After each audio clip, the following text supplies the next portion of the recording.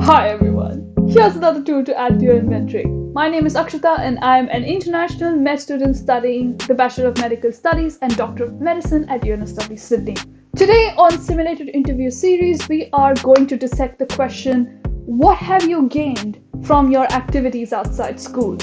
You're going to watch me answer this question in a simulated interview setting and then critique it to give you some really important tips to take away in terms of speech content and speech delivery. Let's get into it.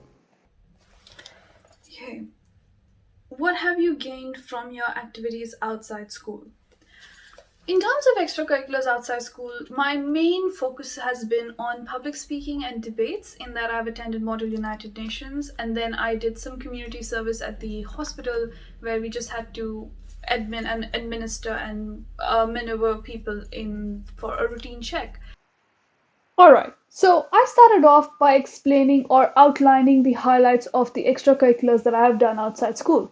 Yep, that's important, for sure. To be able to explain what you've learned, you first need to tell them what you've done in the first place. So valid. But to take it up a notch, I would have liked to put in the skill that I'm going to talk about as well, so that this sentence could have become the introductory line that binds my question. If you haven't learned about my introductory line yet, definitely go watch my previous 3 videos. But essentially, I would always prefer starting off an answer with one line that sums up the entire thing. So in this setting, I would have liked to add in the fact that I'm going to talk about how I learned various forms of communication. Routine check. I gained a lot of confidence and a lot of professional communication skills in this process. I learned how to communicate with people who are representing countries who are essentially bringing out a point of view that may be completely or conflicting or slightly conflicting mine, and to be able to come down to a negotiation through conversation is something I learned in my MUNs. Alright, so I've used a few really important keywords here. Let's look at it. This was opening points of view, opposing points of view, negotiating to a conclusion. These are quite important because they are very reflective of what actually happens in healthcare. You do have several professionals working in a team together, and there will be opposition of opinion. So to be able to come down to a compromise and work to find a solution is quite common in healthcare. So by bringing up this skill in my interviews, I am indirectly saying that I am capable of handling those moments in healthcare if I ever have to face them. Now, in this particular answer, my hand gestures were a little bit too much, especially in this particular part. It does really make you feel like you're talking to an audience, and that can often overwhelm the person sitting in front of you, unless it's a panel interview and they are sitting quite far away from you. So be careful with hand gestures when it is a more intimate one-on-one setting. Is something I learned in my MUNs. Even in that hospital, I learned a different form of communication. It is when there are patients who are impatient, who don't want to be in line, but you do have to explain it to them. Communicate in different languages, communicate with somebody who doesn't speak English that well. It was quite interesting, and to make sure that they are as comfortable as I can make them, so I would have to go and converse with the admin of that hospital to make sure that they are being followed. All of that essentially gave me different forms of communication styles, and I'm glad to say that I feel a little bit comfortable with that at this point in time. Yeah, it's kind of okay to toot your own horn a little bit. You are in an interview. You are trying to sell yourself as the ideal candidate to be considered for a medical school. So own your strengths a little bit. It's fine. I don't know if you noticed this, but my speed of speaking dramatically changes from the beginning to the end of this answer. It's just a sign that I was picking up confidence with my answer and the information was flowing in my head into the second part of the answer. Just an observation. Now, other types of skills that could fit into the same answer: organization, time management, working under pressure, working with other people together, professionalism, all of these things would fit the same answer. What I also want you guys to realize is that retrospectively, you can pull out a lot of good and bad points about somebody's answer.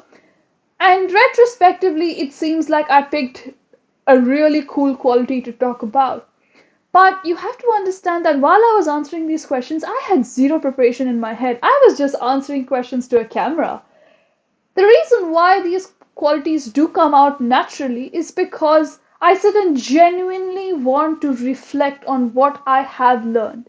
So if you are having nerves before an interview or are worried that you might not give the perfect answer, just be honest. Be reflective of all the things that you have learned. Go over what you have found meaningful in your experiences and bring them out to the front of your mind. Because then, when it's asked for you from you in the interview, it will flow easily and you will realize that you did much better than you expected. Now, here's your tip to make your answer COVID safe. In the light of all the lockdowns that's been happening for years now and all the restrictions that have been put on us, it has been really hard to actually get the experience outside school. It's been hard to even make it into school. So it is going to be a little bit difficult for you all to talk about the things that you might have learned outside school. And you know what? That's okay. Own it. Be honest. Don't make stuff up. Own up and say that the lockdown has made it really hard for you to gain extracurricular experience. But you can go on to talk about things that you did before lockdown, even if it was a few years ago, because that's the most recent experience you've had. You can also talk about things that you did while you were locked up at home, like online events or online school activities that were brought out for you. So there is a way out. That's it. That's how you answer the question, what have you gained from your activities outside school? If you liked any of the points that I have brought out in this answer, or you feel like you have a little bit more confidence in answering this question in your interview, hit that like button, share it around, and tell me what you want to hear next in that comment section down below. If you liked any of these videos, want to see me dissect more interview questions in the weeks to come, subscribe to this channel, make this inventory your own. But until next Friday,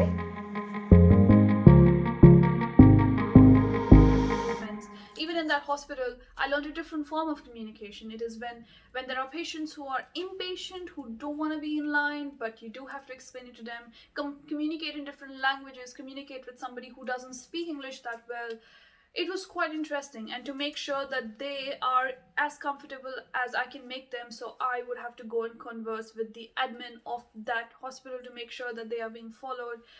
All of that essentially gave me different forms of communication styles, and I'm glad to say that I feel a little bit comfortable with that at this point in time.